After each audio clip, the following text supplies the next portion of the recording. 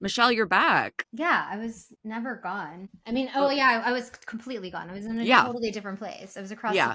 the But you were hemisphere. never gone like emotionally, spiritually, you were there with me. Financially, I was with you. Financially, holding Financially, my I was there hands. Yeah. holding your hand. I was like, Yeah. this is called taxes. Yeah. Yeah, and I did a bunch of TikToks. I got massages. I Mm-hmm. got dicked down. Oh, I nice. ate From the ahi. masseuses or Listen, it's like a different country. different There's laws, different laws. different endings, happier ones. Some are Yeah. happier, yeah, but they call it aloha there. It's an aloha ending. Right. Hello and goodbye. Hmm. It's a ending and it's a beginning. Right. It's like actually just a circle. Where does it end? When does it begin? Exactly. Because of the refractory period. Yeah, and that's sex in Hawaii, Yeah. folks. Aloha. And that's what you say when you come. Aloha. Aloha. Not I just got laid. Guys, No. be super real. Grow up. Grow Yeah, up a come little on. bit. Grow up. Honor the culture Yeah, and yeah. say aloha to the same pronunciation or like the same emphasis that the Animaniacs say, hello, No nurse. nurse. Aloha. Aloha. So you had a good birthday? Oh yeah, I did. I turned 12 12, yeah. The age of consent in the with Jewish. Oh wait, in the no. Jewish faith. Oh God, no. Oh, you can joke about I can't joke about that. No, Meredith will but be mad. it's Meredith will actually be not true. livid. You become a woman in the Jewish faith, as we discussed last week, into your 50s. Into your 50s, right? As Meredith Marks has proved. So yeah, so for your birthday / Christmas day / Hanukkah, Right. I was like, I want to get Michele a cameo from one of our favorite stars of the Bravoverse. So, I did some looking on who's in my price range, and I was like, who would be best? I really, for a while, I debated, should we do Peggy 100, Peggy Salehan from OC, or I was like, should we do Peggy Tanis from God. OC? Does Should she we do a have Peggy? one? She does. And ultimately, I regret not going Peggy. I did, in fact, go for the star of season 7 through Sheena's monologues, Rob Valletta. And I don't want to say I was disappointed. He did call Michele my name throughout the whole time, but that's almost camp. Right. And then he is kind of trying to do a Matthew McConaughey type rebrands, I think, was the vibe I was getting. He's also in a very dark room. Very dark. Like a club. Yeah. You can't really make out what's happening. All you really see are his beautiful sparkling eyes and his big cowboy hat. Big cowboy hat. I was did a lot of hat work, a lot of nodding, off and on. I was like, what am I watching? Is this Magic Mike? Or because I was like, wait, did you ask him to wear a cowboy hat because we're from Texas? No, or was it just he made an artistic choice? I think it was an artistic. I don't think I even mentioned that we were Dallas based. I think it's like he's just kind of rebranding as he's like omnipresent, kind of like God. Like he's just everywhere. He just knows what's happening. Yeah, Rob is watching. Yeah. Rob is watching us from a distance. Yeah, he did mention the hanging the TV in the 7 minutes, as I demanded. He did not mention Toca Madera. Oh my God. No, I did request that. But overall, it was like, he definitely, I can tell he wants to put his own spin on it artistically. And I do appreciate his passion for that. Like, you know what? I need to give this a certain robness. Robness. A robness. Yeah. Otherwise, I'd feel robbed. Amen. And now we said it. And now we said it. If I could have another Rob's Valletta, I think that's his Instagram. There's an S in there for some reason. Oh my God. Rob's Valletta. The plural. Oh, maybe that's his middle name. Starts with an S. Anyway, Rob S. We are the Rob's Valletta. Well, Rob's Valletta. Like Cole's de Sac. Yeah, Cole's de Sac. I would want I would want him to mention his Airbnb rules. Yeah. I would want him to mention how he doesn't tell women that he loves them. And even though they feel it. And then I would want him to mention not liking kissing. Yeah. And I would want him to call me Madison Marie Parks Valletta. Oh, yeah. See, I think the thing with Rob that I've picked up on from his post-show interviews is that he's still doing a lot of interviews about his time on VPR. And he's very I really did like Sheena. I got a bad edit. I didn't want to make her look stupid. I think trying to continue to nurture that relationship as they stay friends. So I see why he was reticent to really get Not talk about into the hilarity of right. how badly he treated her in the edit, because in his mind he was like, he's always been like, I did love her. They, screwed me. I just didn't say it, and I probably did. I just didn't like kissing. Yeah. Yeah, and honestly, would he have a cameo without that show? Absolutely. There'd be no reason for him to. And that's what I appreciate, is that, he's not going to throw her. He appreciates Sheena like we do. Right. Because as much as he's still talking about Sheena, she is still out there talking about famous people that she has previously vetted. She just talked last week about Ryan Phillippe. See, and he realizes we love that in a housewife, we love that in a Sheena. We don't like that so much in our, VPR guest stars, for them to brag about everyone they fucked or be mean about the women they fucked. So I think it's a class act, Rob. He's a class act. Rob's Valletta. I could see why Sheena lost her mind for him. And this is a woman that we know has slept with John Mayer. We know that she has slept with Ryan Phillippe. It's one of those where it's like she slept with not Renee Zellweger, Reese Witherspoon's ex-husband, one of her ex-husbands. So this is a woman who's she's like surveyed she's run the gamut. She's run the gamut of the elite cock. The elite cock of Hollywood. So she knows. She knows. Good taste. Other than Brock. Yeah. So, also I had a little assignment from Michele. So after we learned about this recent news that Britney Spears lived in Brittany Murphy's house before she died. Yeah. And she said it was haunted. It was bad vibes, and it was a sick house. Yeah. Which led me to do some more investigating into Brittany Murphy's death, because there's so much misinformation about it. And it turns out it wasn't probably a cause of her death, but there was black mold in the house. It definitely wasn't like why she or her husband died within 5 months of you, but there was that. And it's like, so Brittany, she may have had sick house syndrome. She knew. So Brittany did not mention having pneumonia. Britney Spears. Yeah, but you can't get pneumonia from black mold. You get death by black mold is a big myth. So, but anyway, what she said was that she opened, it was like poltergeist or something. She opened a portal to another world, and she's not ever returned since. And she called it the house is sick. She said it was a sick house. It was a sick house. And she knows sickness. She does. And I do think that a couple of years exposure to black mold. I mean, I don't know if it was the drainage system or also, the wind after Britney left, the windows were taped down a lot. So that could have caused the mold. So unsure when it's there. But I do think that it's just more evidence that Britney is she's intuitive, she's trust her, something was wrong with the house, possibly. And then also, did you know that now she lives in Ozzy Osbourne's old house? Britney Spears? Yes.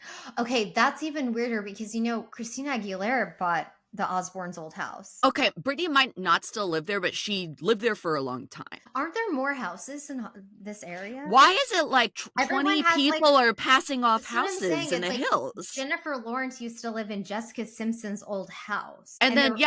And then Katy Perry had to kick nuns out of what is going on with housing there? It's so expensive that everybody's just gotta are there pass them off to each other. Yeah, everyone's made out with each other in Hollywood, and everyone's lived in the same house. Yeah, which arguably dirtier. Yeah, make it make sense. Maybe because all of these other houses have portals to other worlds, and people don't want to live there. Yeah, too cursed. It's cursed. Too cursed. Anyway, the house is for sale, folks, if you want to buy the Britney Spears sick house. It's been it's been demoed. It's been demoed and rebuilt, and now it's $18 million. It can be yours. Yep. And then what's the last thing? Oh yeah, so then the last thing I wanted to get into is right before this episode, the Summer House trailer dropped. So do you want to do a live react? Michelle's watched it. I haven't. I think you're gonna like what you see. Okay, I'm excited. I'm very optimistic about this new season. I think that the last season, best ever. Yeah. I know there's some fucking sickos who think that the first and second season were the only good season. It was all downhill from there. Having watched it from the beginning recently, I think you're a fucking sicko. You're a sicko for Carl, if you believe that. You're a Britney house. Yes, you are a Britney house if you think so. The show has gotten a lot more fun, Better. bright, colorful, better, especially last season. Sorry, we don't miss Christina Gibson. Hell Signing no. off. Signing off. Go on to E television. Okay. So I think she's unemployed. That's too bad. Oh my God. Okay, so already I just want to do a few thoughts. Gabby's back? Wait, she is? Yeah. Oh yeah, that was Gabby. I'm sorry. I thought when you said Gabby, I thought Gabby Hoffman. I wish. She'd be a great pick, former child star. Imagine? I think she lives in the New York area. Let's get her on there. We should get her on there. Let's get Gabby Hoffman. Celebrated indie actress Gabby Hoffman. Child star. Yeah, child star. I've seen lots of themed parties, which, I know are divisive for the fandom. I enjoy. And it's a good, get pumped up. Good opening. It's just what they do on this show. It's just what they do. Yeah. And did you know they have to pay for all of their shit themselves? That's so crazy. Okay. All right. You told me that. That's crazy. I hope that they get reimbursed. They don't. Okay, pause. Pause it. Ooh. Okay, so we got these newbies. We've got this she looks like Lala, young Lala, this new girl. She does. And Jesse, really needed to follow up on the goodwill of last season with getting serious about someone. And I did like the part where he's just like, so I'm hearing rumors there could be a girl. Yeah, like, rumors. Okay. From the call sheet. Nastiness. Yeah. Oh, and there she is just doing a photo shoot. Yeah. I've heard rumors I have a girlfriend this season. Like, okay. And then the new guy, so he seems very like, who's our favorite? Yeah, but who's our favorite Italian? Luigi Mangione? Our second favorite from the show, Andrea. He seems very like an Andrea-inspired pick if Andrea was like a fuckboy. And I really think Andrea, if he hadn't fallen in love with his model wife, would have been just like such a great addition to the show. It just didn't line up like that. Yeah. Okay. We'll get further into the trailer, and I don't think you will think this person is very likable. Oh, but I think that the show needs that. We need like someone to stone. Okay. Oh yeah. This is gonna be amazing. The thing about all of this, it's like they remind me a lot. This new cast, they are like this new configuration of people. It's giving me Salt Lake City in that there's like everyone knows their role and they are like any beef that happens off camera, they know, be legitimately mad about that. Yeah. Like this whole, Kyle and Craig, spritzer thing easily, other casts not on their A game would have thrown that aside, or it would have been like one like little passive aggressive fight that it's half-hearted. They addressed at the beginning of the season. This seems like it's going to be like everyone fucking pissed at Kyle all season long for being a baby bitch. And it's like, hell yeah. Yeah. They get it, dude. They get it. This man is in his 40s.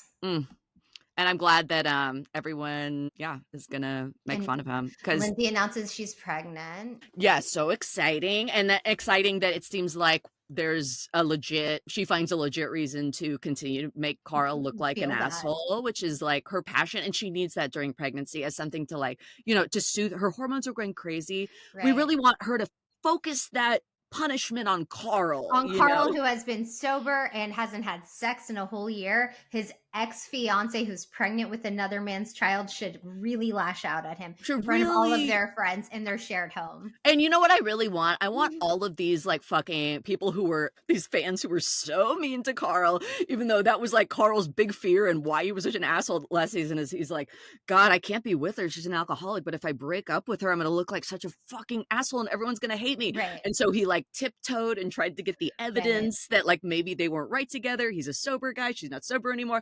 And then that made everyone hate him so much more. Now I want everyone, when she continues to go after him, to eat shit. Like they are both part of the problem. Right. They are not healthy together. Neither of them should be on the show with each other, especially with everything they have going on. But God, do I love to watch it. We love it. And we are still blocked by Carl. We're still blocked. Oh yeah, he'll remain an enemy of the pod, but everybody hating him was too much. Right. See, Wes didn't do that much. Like he wasn't like as horrible as other people are on shows, but still he's fun to hate.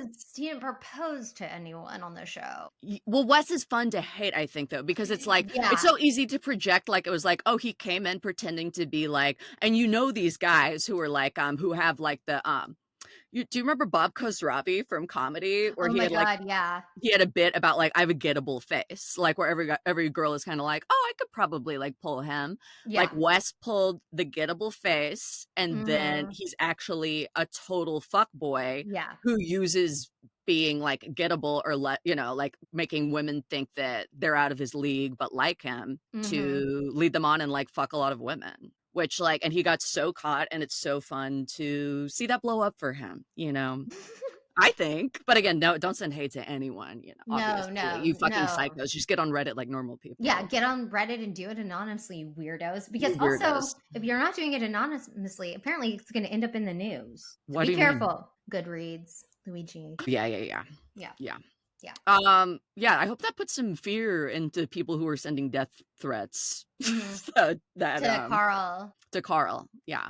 Stop. Stop it. Although that girl, I mean, obviously he has been dating that the same way, like it's all The lemur predetermined. girl. The The lemur girl lemur was girl. giving me Joe vibes. Really? We I we was didn't we thinking didn't she's finish we didn't finish the Oh end of yeah. the trailer. Oh, sorry. There's a big reveal at the I end. was thinking she seemed so normal to Oh, me. Like, even though she said that she likes lemurs? yeah, but That's I what think normal is to you at this point in your I TV think she viewing. seems like a normal, like 26-year-old girl who has a marketing job in Manhattan, who like, has been talking with Carl on the apps and probably is like, not a heavy drinker, and they just are on Right, the but same guess what? wavelength right now. Carl hasn't had sex in a year, so she's pretty fucking boring. Yeah. Well, Mhm. wait, isn't he they haven't had sex? He says on the show, "I haven't had sex in a year." But I mean, we could have done like hand Oh stuff. my god, lemur stuff. Okay, wait, Lemurs of Madagascar. I accidentally closed out of it. Oh my god. Okay, okay. Oh my god, Jason cut this. Okay. Wow. Wow. That was a twist. That was the twist that I mean, this is like Surprise Tom Schwartz. M. Night Shyamalan put together this trailer for Summer House. I Oof. mean, what are they gonna do with Tom Schwartz? What are they gonna do with Sandoval? Okay. They're just gonna throw them into different First of all, shows we as have guests? to okay. We need to do something with Sandoval at this point, and I don't even like the guy, but I was on Reddit. Apparently, he was on Instagram Live again, but it was at like 6 in the morning, and he was chain smoking cigarettes and slamming beers, and he was by himself, and he was talking about how Victoria has made a huge mistake. This is like what I've been saying. This is what I've been saying. I know it's not popular. It doesn't, I still This think is he's what Kristen was saying to us 20 years ago, and we didn't listen. exactly. Like, I still think he's, obviously he's a dipshit, but like he has a real problem. And I Yeah, think that was part he of the needs reason help. that he cheated. It doesn't make it okay. But I think it was like, Ariana doesn't want to do drugs with me No. anymore. So I'm going to do a bunch of like X with Rachel and fuck her. Like, it doesn't make it any Yeah, more and because like acceptable. Like, yeah, because Rachel went to treatment for yeah, a while, and she's I think still sober. So sober. like I Yeah. applaud that. I don't applaud a lot of her decisions before, but And whatever. after, Yeah, oof. it doesn't really matter. I mean, but I will say like good for her recognizing that issue in her life and getting sober and staying sober. And Can I say something? I think that that's part of why VPR fell apart is that Scandival and Victoria are in no place to film. I think that Schwartz, I mean, he's like a more functional alcoholic, and I do think his new girlfriend is more of a stabilizing presence, like because she's using him for clout and she's 24 and she's probably like, right. you need to keep your shit together. But like and then between that and James relapsing, Oh my like, god. that was, like, James relapsed and, like, had with the DV report, Mhm. that was, like, a week after they announced they weren't Right. renewing. I think it was, like, it was just a fucking mess. These Like, it's gonna people be a are going TLC off. show, like I I always said.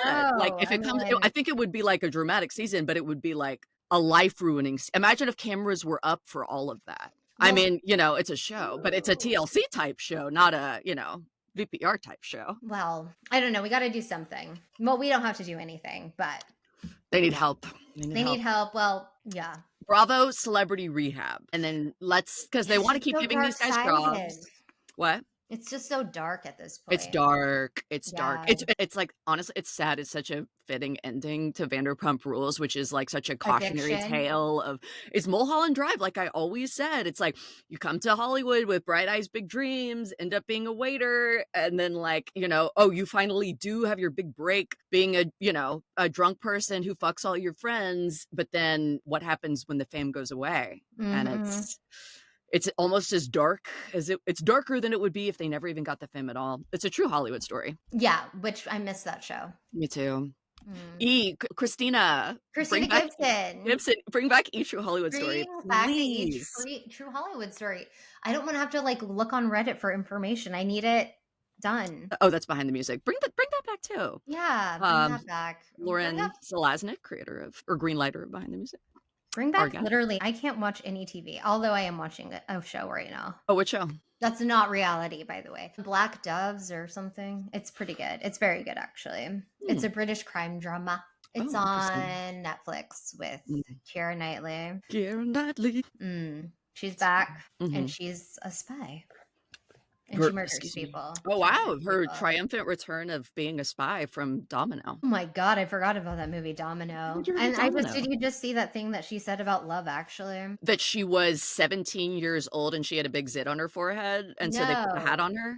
Oh, no, not that part. No, I've known that she was 17 in that for a long time. So she did I thought she was 8. She was 17. So they had to redo that. The most like famous scene. Okay, I want to go on the record. I have always hated this movie. Okay. Me too. Every year Jason wants to watch this at Christmas time, and every year I tell him no. Me too. Every year I tell Jason no every year. Me too.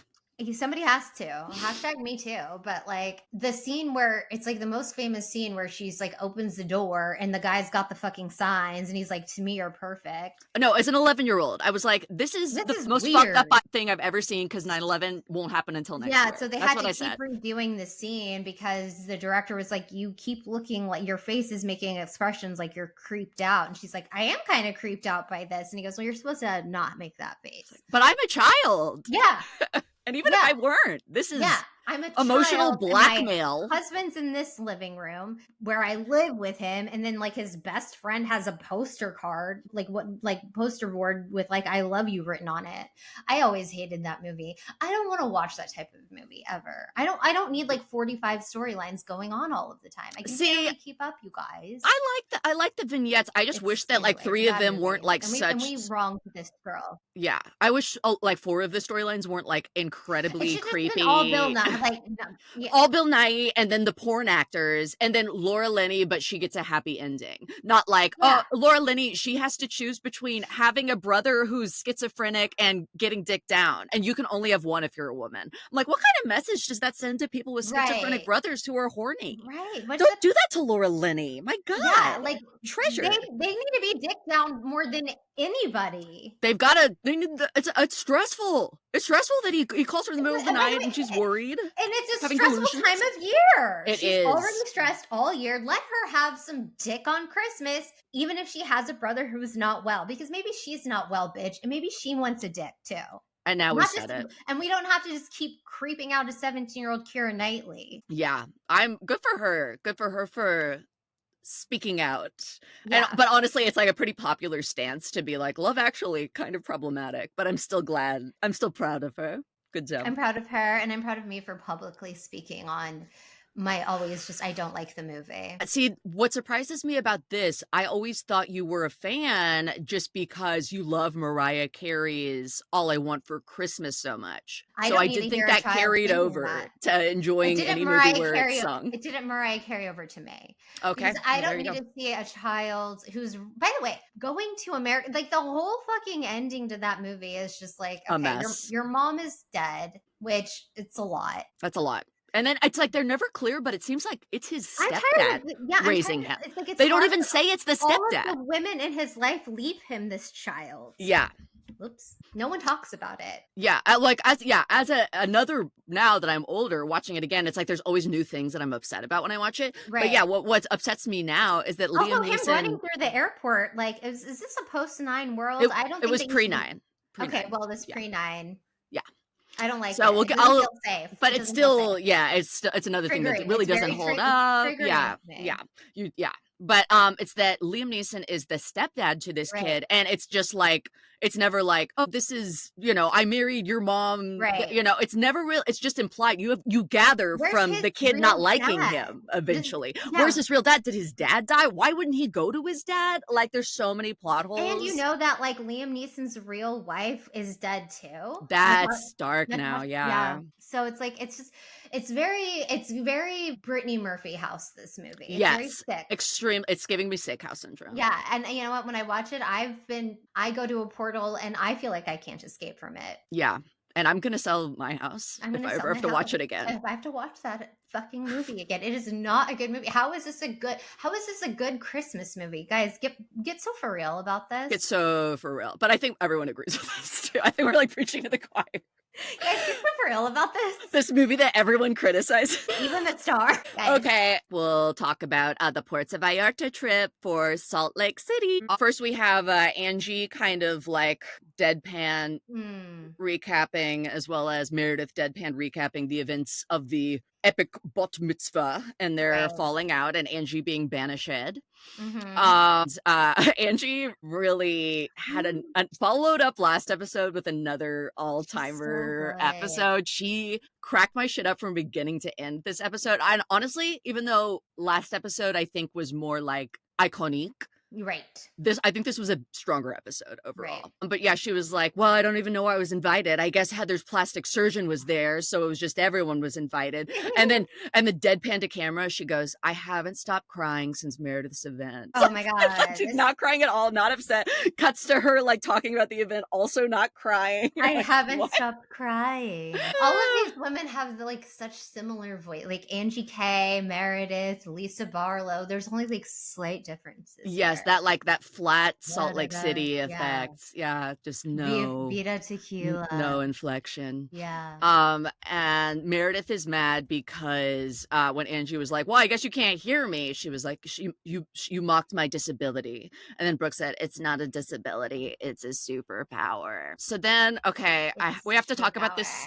Well, you have to talk about this scene because even though it's like one of the most intense scenes we've ever seen on Bravo, it's also made so funny by Angie. I'm so sorry. I'm so sorry to this man. But so like Mary comes into Angie's house early. I'm sorry to this man. And she's just like sitting on the couch, like she just walks in, just sits on the couch waiting for Angie. And then Angie's like, oh, I'm so sorry. Oh, yeah.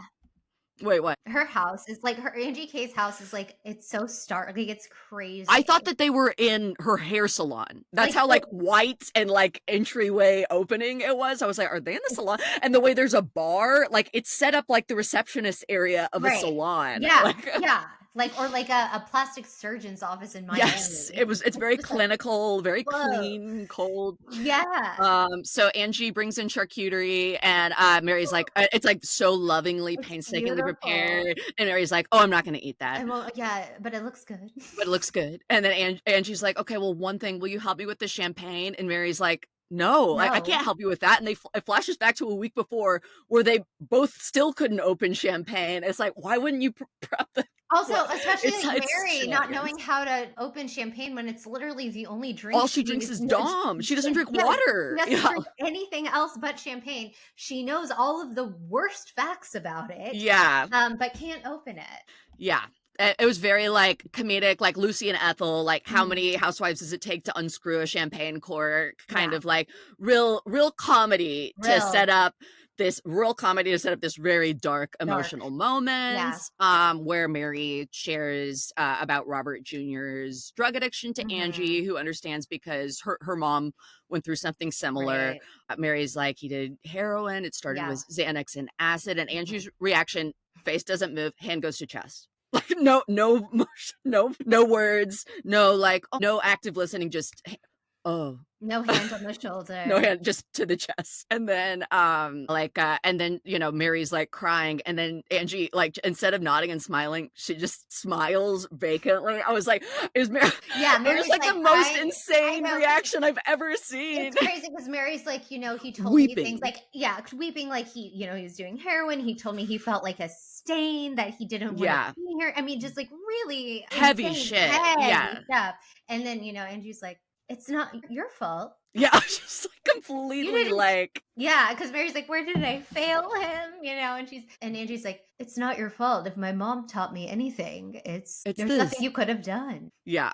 But luckily it's like, it was not, because like I think anyone else, and I would have really, really preferred a more active listener, but Mary's so kind of like, in her own world anyway, she just needed to let it out that she didn't even notice Angie, like, row Angie, like shutting down and like, buffering back up again. But that was crazy, dude. It was, everything that's great about Housewives. Yeah, no, they got something going on there. I don't want to watch a heavy scene like that without feeling some sort of lightness. Yes. And not just like the lightness of being in Angie's house, which is so bright. Yeah, like the gates of heaven. Oh my God, that's what it looks like. Heaven's waiting room. Yeah. Why do you turn the lights off in here? It's so crazy. Yeah. No wonder Mary's at home, because it's a godly place. Yeah.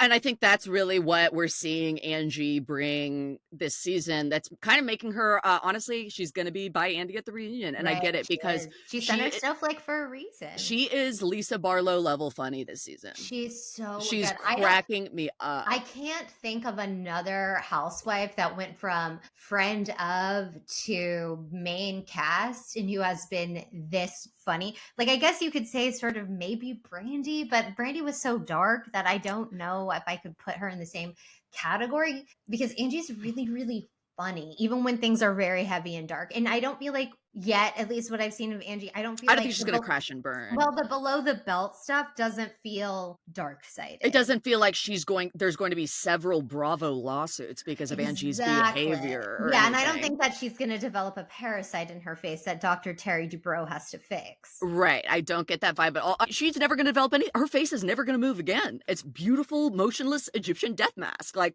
forever. If I'm in a parasite, I'm not going near that face. No. Greek face. That Greek face. No. Yeah, it's like a Greek, beautiful Greek tragedy mask. Like Greek god. Greek gold. Greek goddess. So then everyone's packing for Puerto Vallarta. They do show us, my God, Meredith's horrific pube bikini, where it's like faux gray furs, right on top of the pussy, and then like gray nipple hair furs on the top. It's like, it's not even like Barbarella, it's like a fucking merkin. I was like, what the fuck, you guys? It's a choice. It's a choice. So then they all meet up at the airport, and then it was just a really funny top to bottom episode. Everyone meets up, and then Bronwyn comes in, and she's been mauled. She's like got bites and bruises everywhere. Cujo has been in Salt Lake City, and if anybody gets that reference, call me. Yeah, call me. We'll do a Stephen King book club, baby. Yeah, does anybody get the Cujo reference? So she's like, she's like being her like perky, nervous Bronwyn self, where she's like, yeah, just a dog went after me and I had to get 10 stitches and I ripped the stitches out. And my husband didn't believe that it was like a big deal, and he just thought it was a cut and that it wasn't gonna be a big deal. And then my daughter had to FaceTime him and he was like, oh, that does look kind of serious. Yeah. And everyone's just like, okay. What? Yeah, no, it's like, okay. Like, everyone's already, like, what people have gone through emotionally at this point is so intense. Yes. And we're not even on the plane. Right. And then I think what is starting to bug me about Bronwyn is I feel like that's how I am, like, I'm not, she's like so obsessed with social positioning, which I don't relate to, but like how she just like needs to get in there and like say everything she has to say, and like she's got to get it all out and everybody's got to fucking listen and all this stuff, and then everyone's like, whoa. Yeah, like it's like, I just feel like it's like a drive-by. Yes, she's very like drive-by. Yeah, which like I relate to, and I like to see it. And if you don't see eye to eye with her, she will kill you. She'll kill you. Oh yeah, she is picking a lot of fights. She'll go Cujo on your She'll go Cujo. Yeah, she'll rabid. Okay, so then they get off the plane and they're on the bus to the Puerto Vallarta villa. Heather admits that she peed all over the floor in the airplane because she didn't want to sit on the seat. So, Michele, I want to ask you about this. Two things. First of all, She's doing anything to keep her job, anything to have a moment this season. Heather's doing it all. I know. It's like Heather's like, she's not really getting in fights with anyone but like, Bronwyn. Like, about her husband. Yeah, she's making Bronwyn's marriage about her about her somehow. Yeah. Yes. And then like protecting Lisa. But other than that, she's been really out of the mix other than to be Yeah. like, to stay relatable. She's like, and I diarrheaed all over my white pants and I pissed on the floor and I shat and vomited like every like episode or two. We're like, okay. Yeah. You're like, one of us. why would you? Yeah. This is not man of the people type of behavior. Yeah, like just I don't know. For me, I'm like I would rather just sit on the seat. Like if it's gross, I'll put the toilet paper down. There's not, But I'd rather not pee on myself. There's not a situation where I'd rather pee on myself. Exactly. Yeah. There's not a situation I'll tell you the last time I peed on myself as an adult. I was at, what was that that bar in Austin? Something Shots or Headshots? Or not headshots. Mugshots. Mugshots. Yeah, I the was comedy at bar. Mugshots. Bob Cosravi. It's callback. I was at Mugshots. I was talking to Adam Shoemate. Yep. And I was hammered. Like, basically, I would have been blackout drunk, except I remember talking to him and smoking a cigarette and being like, I have to pee, but I want to finish this cigarette and this story. But then I just started to pee on myself. But I never called attention to it. That's a long time. That's like you haven't peed in like 14 years. Yeah, I just had to be, I was really drunk. But I just remember being like, oh, well, I guess I'm peeing on myself. And then when I left the bar, I threw up in front of a cop on 6th Street. But shit. But they're used, they don't care. If you're not driving. He was fine with it. Yeah. Yeah. Yeah, I think the last time I peed, oh my God. Well, we got to cut this from the episode, but it was it was like when I came back to comedy in Dallas and I was like, you know, I kind of being pushed out and like really I shouldn't have been doing stand-up comedy anymore. I was like so clearly over it. And I like I was like a bar show and I had like a meltdown on stage. Like where it's like after that booker had been like, I don't book like female comics and then I still had to teach and like all of this shit. And yeah, I like, you know, literally was spiraling like that, like I need to quit comedy. You know, and then that night I got really drunk with Dante and Paulo's and I pissed and got my period in Dante's bed. The double tripler. He's fine with that. I mean, you know, it just sucks because they'd just gotten like a really nice mattress and they just flipped it. And then Michelle was like, "Did you guys fuck?" And then Dante Michelle. was like, "No, not you, me. Michelle. Other Michelle." Michelle. She was like, "Did you guys fuck?" And he was like, "No, she pissed and got her period all." What? She was like, "I just have a feeling." Was she like marking her territory? Yeah, like Cujo. Like Cujo. Yeah, I went rabid. Anyway, we'll probably cut that though. How many times did you talk about Cujo? Not enough. People know Cujo. It's like, he's part of like the collective unconscious. Yeah. Okay, so back to Salt Lake City. So Lisa is describing her like mastermind. Lisa's confessionals of like planning this trip are all so camp. Like she's so she's usually never in on the joke and she's very in on the joke during it, which is like it's nice to see another side of her where she's like, I'm the ruling mastermind. Yeah, Lisa doesn't like her and I don't like Whitney and then Mary doesn't like Britney. The PowerPoint was so good. Yeah, it was great. But Bronwyn doesn't appreciate this. She's pissed that she's in the villa with Whitney and Angie, who she perceives to be like the lower tier wives, the lower level, which like, girl, I mean, I guess got here and a dog. Yeah. The dog biting you didn't humble you. Like, like stay humble. Stay humble, Bronwyn. But she's like trying to argue that's why she needed a bigger room because she's been through so much physically. She's just doing the most. She's doing way too much. Too much. But I don't think has she been happy once on this show? No, but like I would be like so over her if it wasn't for it seems like it's building to. It definitely seems like we're building to Bronwyn Todd divorce sometime in the next year and a half. There's no prenup. Yeah. And yeah, she's going to be, and then I think she'll have more of a laid back Sutton energy after she's like a very wealthy woman. That eye makeup, which is just so terrifying. Yeah. Oh, the confessional one is, very Why is the eyeliner this rainbow way? bright? Well, it's like, I don't know. There's like shapes happening. Yeah. It's a little, it's a little like a straight like pop star, up and coming pop star or straight like actress who no one knows judging on Drag Race, and then they do like like they do their own like crazy like paint by numbers eyeliner, and they're like, I'm so slay. Yeah, like work it, ladies. No, I mean like Yeah, no, it's like, we need it to be more like when last season when Lisa Barlow had her makeup team do like her definition of what drag makeup was, which is her regular Her same makeup. Yeah. Yeah. Like, and again, like the hair and makeup don't bother me as much as like she's just like manic right now. And it seems it's really coming off as to caring too much what the audience thinks. Yeah. Because it's like we all rooted for her with Heather because we were all rooting for her because it really seemed like Heather, it's like we're onto her now that she just gives a fuck what the audience thinks. And we're like, okay, it'll be nice to have someone who cares less, but who's also self-aware. Because we've got some stars in, Angie and Lisa, but they're like, they're in their own world. They're the type of housewives we talk about where it's like, this is just who they are. They wake up like this every day. Yeah. So we're like, okay, good to have like a narrator character, but it's like, you can't come in like Bethany in season 10. You need to come in like Bethany in season 1, poor, and just like be more normal, it's just too much. Yeah. It's a lot. So then, she's also pissed because she's still upset about her, daughter talking to the grandparents. And actually we'd flash back to a scene. God, the scene was another really sad scene that was comedic and just like how little time we spent with it. And then just like Lisa's reaction and flashing forward where it's like Bronwyn being like, I don't know if I should contact them or what's best for her. And John's like, well, I was actually adopted. And Lisa, she made it her mission for years. She tracked down my birth parents. We finally found my mom. And it was the opposite of what I expected. My mom said, yep, I gave you up and I never thought about you a day since. And then Bronwyn's like, oh, but you don't regret it, right? And he goes, no, I regret it. And then Lisa is just like not listening and just smiling like at both of them with a shit-eating grin. The housewives. She's always got pageant face. Yeah. Unless she's calling one of her attorneys. That's the only time the mask drops. Yes. Yeah. Or if she's having a hot mic moment. So Whitney and Angie agree that Bronwyn's getting punished. And they had an interesting perspective on the camp day episode, which I didn't really understand. I was just like, Bronwyn's like fucking going nuts.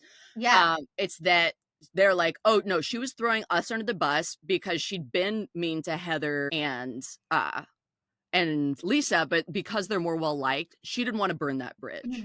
So she threw us under the bus to try to like make amends and seem closer to them. And that's how she's burned bridges with everyone. And now she's spiraling. And I was like, oh, okay, that was very helpful context. Great editing this season. Great editing. I also think like Lisa does admit she's pissed and it's about like Bronwyn wanting to bring gifts, like, and Bronwyn always picking fights with her.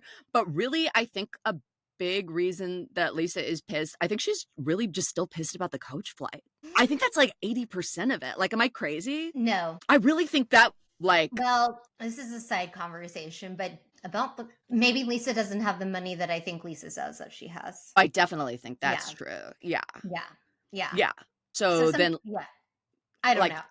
I don't know. Because I think a lot of like the show, I think that's one of the things I like about Lisa is she kind of plays the show more like a man does. Talk like a woman, think like a man. Where it's like showing how successful she is. She's very like using it to like create a mythos around herself. Right. That's why I think the coach thing pissed her off so much because it was like, I don't want to be seen in coach. I've got this like fake sort of reputation too. Right. And I love like a scammer like that, you know? And I love like when Lisa is like the pettiest person. Like that's my favorite. Lisa is like the holding on to that dumb shit like that. Okay. And speaking of petty, Angie, we find out that Angie gave Meredith shampoo and conditioner from her salon, which is like a plug as her bat mitzvah gift, but then it has sulfate in it. And Meredith cannot have sulfates in her hair because she had a keratin treatment, which is very like Legally Blonde detective work, which is like kind of who Meredith is as an attorney. I feel like where it's like busted sulfate. Getting so much press these days. I know. Yeah, this is like the third episode they've talked about it, but it was very like, but this is how I know you don't care about me because of the sodium glycolate. I know. And then Angie doing the unthinkable with those bottles. Oh yeah. Okay, let's get to the dinner, which was so good. Okay. How hammered was Whitney at this dinner? She was so drunk, didn't say anything. They were just like, you would just see her in the background just trying to make sense of everything happening. Yeah, just her eyes are like going back. Well, I don't know. When she's drunk, she really gets in there. The fact that she and Heather were so quiet. Oh, do you think that they were like God, the show's going to go on without us. I think that maybe they were like, there's just so much going on. Like, I feel like they, especially the two of them, fully plan out their whole scenes and storylines every day. Really hammered. She was, drunk. but when she's drunk, that's usually when she's talking the most and the slowest. But maybe Heather was kind of like, down girl. The fuck up, yeah. So then they go to the bar and they get Vida margaritas, and Brittany. There's no way in hell that resort had Vida Tequila. Oh no. Well, she probably gifted it. Yeah. It's like Vida. I don't think it exists anywhere. I don't think it's real. Yeah. I don't think it's real. So then Brittany has an announcement. I don't get why people don't like. She was so funny. Okay, so she has an announcement. It's so funny. She's like, you guys all know how my daughters aren't talking to me because I continue to put men above them, right? Well, one of my daughters, Olivia, came over and spent the night last night. That's not a big thing. And it also makes you look like such a shitty mom. Like they're being nice by not addressing it. Yeah. But then she's so like genuinely clueless that she's like, look at this progress. This is huge for me, guys. My daughters were forced to disown me because I keep fucking Osmonds, and now my 13-year-old deigned to hang out with me again. What? This is big. So she's like, she's on another planet, dude. Crazy times. Yeah, I know. So then I think her words were, dude, ouch. Anyway, Bronwyn again, now she confronts Lisa. She was surprised she wasn't in the villa because she got dog attacked. And then like everyone pretty much, spells it out and is like, she thinks she's there with the B team. And then even though Britney sucks, you put her like in, the cool girls house because you deliberately wanted to drive me and Whitney crazy by being like, yep, the person who's definitely not getting asked back gets to hang out and get all the camera time with us, and you guys have to be in the villa. And then Brittany like gets in the middle of the fight to like really double down and is like, and I was so happy to be there. And then Bronwyn's just still angry. She still just like keeps snapping at Lisa. It doesn't look good, honestly. Yeah, and I'm thinking maybe like, is she coming off of pain pills or something from this dog attack? Yeah, it could be. Maybe she's rabid. I bet that joke is going to get made next episode. I promise you that. Oh my God. If they bring up Cujo, they're going to bring up Cujo. Yeah, Meredith. My money is on Meredith bringing up Cujo. She'll bring up Cujo. She'll like, it's my favorite movie. My 3 favorite movies: Pet Sematary 2, Pet Sematary 1, Cujo. Yeah. She likes all the Stephen King animal theme movies. Number 4, The Tommyknocker. She hates all of the It's. All of the It's. No, not Animalia enough. But Lisa like has been, this was actually like a good comeback, I feel like. Usually she gives us the funny stuff, but she was like Bronwyn's like, I wanted your company, I wanted your time, I wanted to be with you. And Elisa's like, other than sleeping or taking a shit, you are with me. I was like, that's good. And it like really makes Bronwyn look ridiculous when Bronwyn has the being smarter advantage. So okay, and then Meredith was like, this is a perfect time to make this about Meredith. And she returns the shampoo and conditioner to Angie in a Brooks Marks bag. And then it's so good. And then they're like, Angie's mad about the whole slut shaming thing, and then they go back. It's so funny that apparently this is what their fight is like every time. Like they flashes back to all of the Angie and Meredith's fights, and it's like, is that what I said? Is it not what you said? I was told that's what you said. Did you not say that? Is that what you said? And then Lisa finally goes nuts. She's like, people just talk it normal. This is a Lisa Barlow trip. It's just so funny. They're both like the masters of like, they're both way too careful about their words to like, it's wild. Just like, did you I don't think no one said anything. Somebody say something. Yes. But they both like know that like anything they accidentally step in, serious and they're both so serious. Said, is that what you think say? I was like, whoa! Like, how are they not laughing at this? I know, it's like a Grand Inquisition. It's so crazy. It's so crazy. So then Brittany jumps in again. I like that Brittany's getting in there. She is getting torn apart like Bronwyn with the dog, just throwing her body to the wolves. We're throwing her to Cujo. Yeah. So Brittany, she jumps in and she's like, well, I'm the reason that Angie got kicked out because she was like shaming me and slut shaming my hair. And Angie's like, that's when she throws the shampoo at her and is like, well, your hair's fucking fried. Take it. And then immediately she knows she's gone too far. And they're like, everyone's like, whoa, whoa. Even Lisa's like, whoa. They're big bottles. These are not the travel size bottles. They're huge. And Angie's like, I didn't realize the bag was upside down. Like immediately like pulls back. It's like, okay, we all saw what happened. You know, she's like, no, I didn't mean to. Oh my God. Even before, oh God. Was this when the waiter comes in and is like, your tail? Yes, this is the next part. So it's like, so then Brittany is like really trying to like hammer into like Angie that she's bad. They still haven't eaten. They're like, also they're drinking espresso martinis along with their Vida Tequila margaritas, which I'm guessing maybe Vida isn't very good. Don't sue me, Lisa, because everyone has a side like espresso martini. Yeah. So then Brittany's like, here's all the things you said to me. You said I had slutty titties, and then the waiter comes up and goes, Buenas noches, senoritas. What can I get for you? And they just all continue to ignore him, except for Heather, who's like, ah. And she's like, you said I had porn star tits. You said I had slutty hair, porn star ass hair. And then Meredith's like, finally, enough. We gotta like fucking order. And finally they order. The waiter, but I love the waiters. Taylor like Armstrong, enough. Like, I don't know if they cut it to seem like the waiter kept trying to get in there, but I love him just like continuing to be like, we do things a little different around here. If you want to order from the start, like doing his whole spiel, like while she's yelling, porn star titties. So good. Oh my God. So the then show is so good. It's so good. So then we kind of really do some good detectiving. And a lot of it is caused by Bronwyn doing too much. So good on her this time. Right.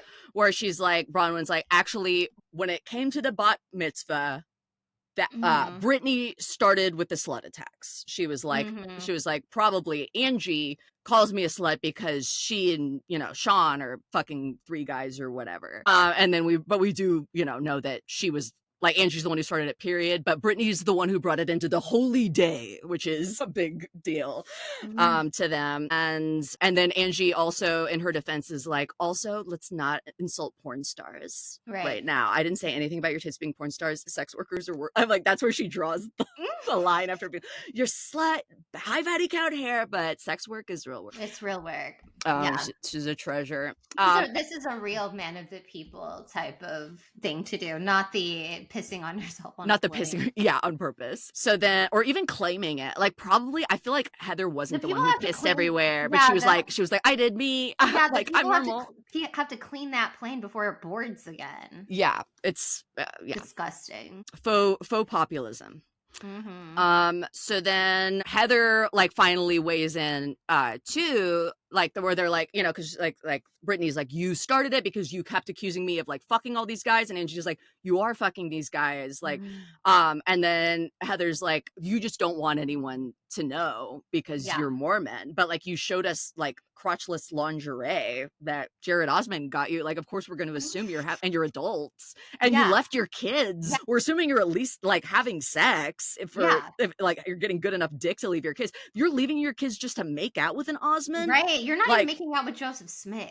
Yeah, girl, like get it together. For real. I love it though. And then Bronwyn says, nobody's bought me crotchless panties that isn't fucking me. Whoa. And then Heather is voice of the people when she says, nobody's ever bought me crotchless panties, because I do think that is relatable. Like, I think that's such a weird thing. Like it just screams, give me a yeast infection. Yeah, dude. And like uncomfortable. It's not breathable. It's not breathable in the right way. No. Yeah, girl. Like I don't like not I used to be able to, when I was a youth, I could wear no underwear, no problem. Right. Now I'm old and disgusting. No, you can't do that. I feel like the girls who are wearing crotchless panties are the same girls who are buying Summer's Eve. Yeah, but that's not good for your. I know, that's what I'm saying. They're making bad decisions. They're making bad decisions for their pH. Yeah. And then you get into the yeast infection, and then bacterial vaginosis, and that's a back and forth. We all know just lasts forever until you die. Yeah. Right. So then Meredith, actually, to her credit, knows it's the end of the scene, apologizes that she got triggered and didn't know the full story. Yeah. Angie apologizes, and they agree not to fight anymore. Right. And I was like, this was, even though bat mitzvah was like an all-timer in terms of like high body count hair and Mary peeping in, this was just, I think, the best episode of the season. It was so like the arc. It was just so perfect, and great instincts, Meredith, to finally put a capper on that fight. Meredith's done for the season. That's a wrap on Meredith, you guys. She's just going to kind of hang out the rest of the time. Yeah. She clocked in, she clocked out, and I'm so excited for what we see next, which they're teasing, which is that Todd cheated on Bronwyn. Oh my God. Maybe I was wrong. Maybe there's some life in that old, Todd. There's some life in the old Gipper yet. The old man yet. Yeah. So that's really exciting. I mean, not for Bronwyn, but for us. I really think that for Bronwyn to maintain the fan support she's getting, she needs, and also like the network support, they came in so gung-ho on her, and then these past few episodes, it's like, I would never have thought she would be third chair at the reunion. You know, well, that, but also, like, she's had the longest confessional times out of everybody by a lot. And that's really not where I want them to use her. It's crazy. You know? We really need, like, a compelling personal storyline from her. That's where she wants to be, but you can't do that and also and then also be stirring the pot. You have to, like, she wants all of the plots in all of her scenes to be about her. And it's like, if you want to be the narrator, you have to listen and be the sounding board and let other people do their work. Like, I get why people are pissed at her now, because it's like, she's not letting anyone do their storyline. She's starting storylines with everyone. Well, and it's like, even the one, and I understand that it's sensitive with her daughter, you know, and their grandparents, but like, Lisa does have a connection there because her friends are the grandparents, you know, and it's like, Bronwyn and Todd are like, I will slit this woman's throat if she brings it up. And it's like, yeah, it's like you expect her to, it's like she's putting so many like parameters on things, and she's like acting like Kyle Richards, you know what I'm saying? Better. I mean, but like where it's like than Kyle, but she's like, where it's like anything sets her off, you know, like, okay, so she's not Kyle because Kyle just cries. Yeah, Kyle. Yeah, but she's like, she's just like, she's just being a scene hog. Yeah. Like, instead of like doing any nurturing relationships, she's coming in so hot and creating feuds so that she's the main person in the episode every time. Who's your friend on this show right now? She like needs to take a little breath. But honestly, I think it's better for her season 2 that she is making these mistakes in season 1. It's almost like she sped everything up. And then I think season 2, she'll learn from her mistakes. I do think she fits really well. Well, we need her to bring something funny to the table or something, you know, because like all of these women, even when they're not trying to be, are very, very funny. Yeah. That's how we can watch a lot of this nonsense, because it's funny. But then Heather is, I mean, I guess like I think that's our problem with her this season, is that she's not really funny anymore. Yeah, she's not funny. And then, but if Bronwyn, I don't think Bronwyn's a funny person is my thing. That's a problem. Well, figure it out. You need to figure out how to be like Tamara or something. She and Heather, I think, instead of trying to destroy each other, they need to team up. Yeah. Mm-hmm. And go take some improv classes. They need to go to Groundlings. Yeah. Because like the Bronwyn, you know, I'm getting like, I'm the funny one of my friends. And that's not going to cut it here when you're up next to Lisa Barlow and Angie, 2 of the funniest housewives who are on TV right now. You got Britney coming in. Britney, hilarious, underrated. Mary, guys, come around on her. She's Mary, so funny. You know what? I've always thought Mary was pretty funny. Mary's that's why Mary, you know, gets away with so much disturbing behavior. Yeah. Like, she's given us some of the best lines of the show. You smell like hospital. Yeah.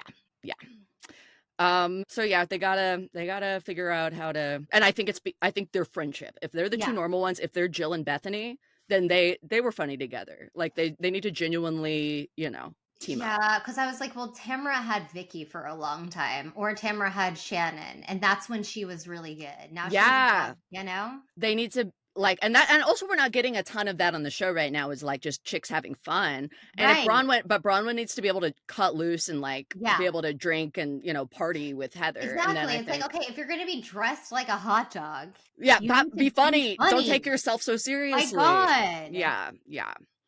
I agree. And she really started like witty. I think she had like, you know, like the I'm on my 3rd nose job. She's very like self-deprecating. I just think that she's had like these Salt Lake girls, they're the most dedicated servants of Bravo, up there with OC, and they, you know, fight hard and fast. And so I think Bronwyn's just on an accelerated timeline, and I hope she brings it in season 2. I've got high hopes for her, but right now, bad episode. Okay, well, that's it. Are we gonna do a episode next week about should we do one this weekend about the Salt Lake City episode after? I mean, we can't release one, but yeah. I mean, it's like, it's Christmas. We're taking the ADHD route with our podcast right now, which is recapping a episode that's come out a week ago. Yeah. Yeah. And yeah, It's what the people want. It's what the people want. Everyone's going to be genuinely confused. Listening to it tomorrow, they'll think it's the episode from last night. Right. But the ADHD girlies who are always behind will know exactly what's happening. Yeah, they'll relate deeply. They'll relate and they'll be like, okay. Yeah. Well, again, like we ask you to reach out, you know, like if you want more lessons in the new year, like I still think like our OC, especially OC season, give us some sort of direction. We'll do it, whatever you want. But like OC season 7, OC season 6, that's some of our strongest work. If you want to go back and re-listen, and if you want more of that, tell us. We have a lot more guests coming up, and then just let us know, baby. And now it's the end of the episode, and it's time for our oral exam. It's a 1-minute topic on a pop culture happening of your choice. Michele Baber, are you ready? Yeah, sure. Let's do it. Okay, this is Michele Baber's oral exam. Her time starts now. In this essay, I will prove that I have nothing planned, but I will talk about this. So I've been talking about Cujo this entire fucking episode. 1, it's an okay movie. 2, I actually read Stephen King's On Writing. Did you ever read On Writing? I love On Writing. Yeah, so he talks about Cujo, writing Cujo, where his addiction was so bad. His addiction to alcohol and cocaine was so bad, he doesn't even remember ever writing Cujo. But he ended up, after he read it, when he got sober, he liked the book.